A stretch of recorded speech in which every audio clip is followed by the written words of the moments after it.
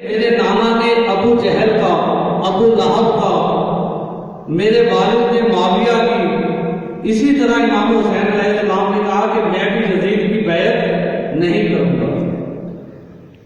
اور 27 رجب کو جب ولید کے دربار میں امام حسین علیہ السلام سے بیعت کا تقاضا ہوا تو امام نے یکسر مسترد کر دیا، اور مدینہ میں جو دیگر قبائل کے لوگ تھے، اہل خانہ تھے اور اصحاب رسول تھے، ان سب تک اپنا موقف پیش کیا اور انہیں بتایا کہ میں نے یزید کی بیعت کا انکار کر دیا ہے، اور ساتھ ہی یہ وجہ بھی بیان کر دی کہ میں نے یزید کی بیعت کا انکار کیوں کیا۔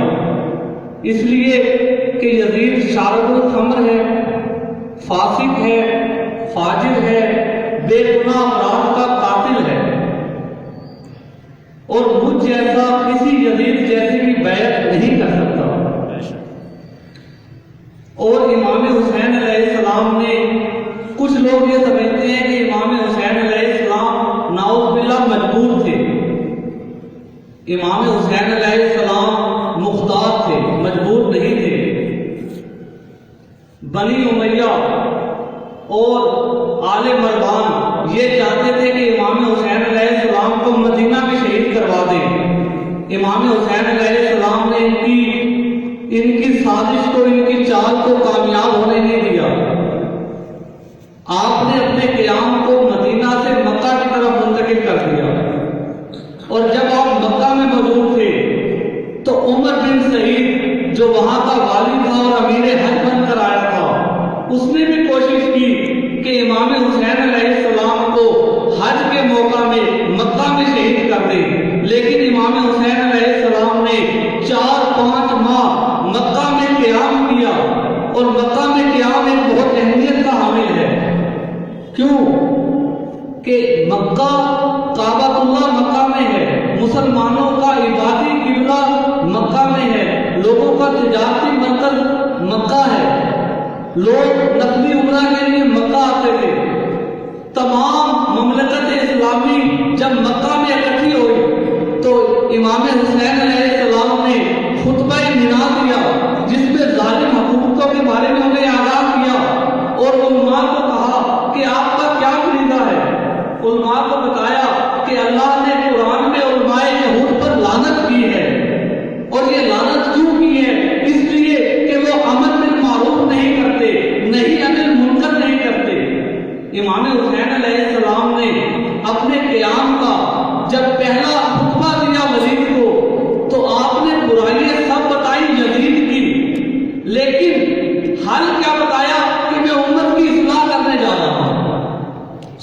عزاداران امام حسین، یہ توجہ طلب بات ہے کہ فساد، فسق، فجور، بے گناہ لوگوں کا قاتل یزید ہے، اور اصلاح امت کی ہو رہی ہے۔ کیوں؟ امام حسین علیہ السلام لوگوں کو بتانا چاہ رہے ہیں کہ اگر آج آپ کے اوپر ظالم حکمران ہے تو اس کی وجہ امت کی خاموشی ہے، اور جو امت کا فریضہ ہے امر بالمعروف، نیکیوں کا حکم دینا و نہی عن المنکر، اور برائی سے روکنا، لوگوں نے اپنی یہ ذمہ داری ترک کر دی۔ اور جب بھی قومیں، امتیں اپنی ذمہ داری ترک کر دیں تو ان پہ یزید جیسا، معاویہ جیسا، ٹرمپ جیسا، مودی جیسا، اس طرح کے حکمران آ کر مسلط ہو جاتے ہیں۔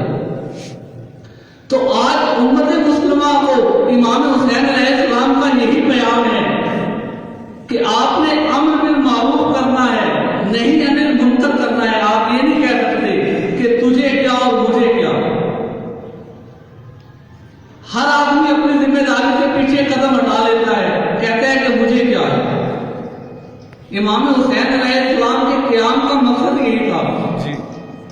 بعض لوگ یہ کہتے ہیں کہ جب امام حسین علیہ السلام کو معلوم تھا کہ میرے ساتھی نہیں ہیں، اور آپ نے بار بار یہی ذکر کیا کہ مجھے معلوم ہے کہ میں شہید ہو جاؤں گا، تو بعض لوگ یہ کہتے ہیں کہ ایسے تو امام حسین علیہ السلام نے خودکشی کی ہے۔ ایک شخص جسے معلوم ہو کہ میں مر جاؤں گا، مجھے قتل کر دیا جائے گا، پھر بھی وہی کام کرے، تو لوگ کہتے ہیں کہ नाज़ीरान मन, इमाम हुसैन अलैहिस्सलाम लोगों को ये समझाना चाह रहे थे कि मेरे सामने दो रास्ते हैं। इमाम हुसैन अलैहिस्सलाम ने करबला के लकोदक सहरा में क्या फरमाया? अदई इब्न दई कद रकदनी बैन इस्नतैन बैन जिल्ला व जिल्ला है हाथ मिन जिल्ला। इमाम हुसैन अलैहिस्सलाम ने फरमाया कि इस नाबकार की नाबकार औलाद ने मुझे जिल्लत और इज्जत के दो राहे पर लाकर खड़ा कर दिया है, और मैं चूंकि फातिमा ज़हरा का फर्जंद हूँ, मैं अली इब्न अबी तालिब का फर्जंद हूँ, मैं रसूल खुदा का फर्जंद हूँ, और ये हो ही नहीं सकता कि मैं जिल्लत का रास्ता इख्तियार करूँ। इमाम हुसैन अलैहिस्सलाम ने फरमाया है हाथ मिन जिल्ला।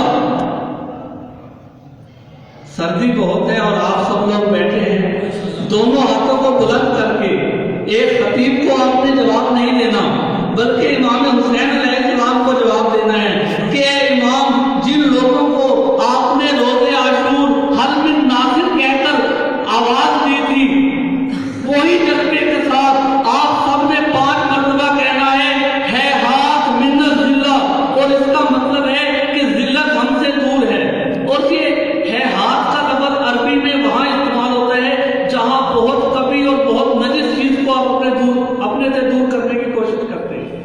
तो हाथों को बुलंद करके बुलंद आवाज से कहे है हाथ मिन जिल्ला, ऐ हाथ मिन जिल्ला, ऐ हाथ मिन जिल्ला, ऐ हाथ मिन जिल्ला, ऐ हाथ मिन जिल्ला, ऐ हाथ मिन जिल्ला। और इसी जज्बे के साथ अगर पाकिस्तान की मिल्लत हर यजीद को कहे है हाथ मिन जिल्ला, तो मैं यकीन से आपको कहता हूं कि ना पाकिस्तान की जमीन पर कोई शर्पसंद, कोई हुर्मत पामाल करने वाला रह सकता है, और ना दुनिया में किसी जगह पर रह सकता है। मैं अपनी गुफ्तगू को यहीं पर ही खत्म करता हूं, क्योंकि किबला साहब तशरीफ ले आए हैं, मसाइल भी इंशाअल्लाह वही पढ़ेंगे। तो मैं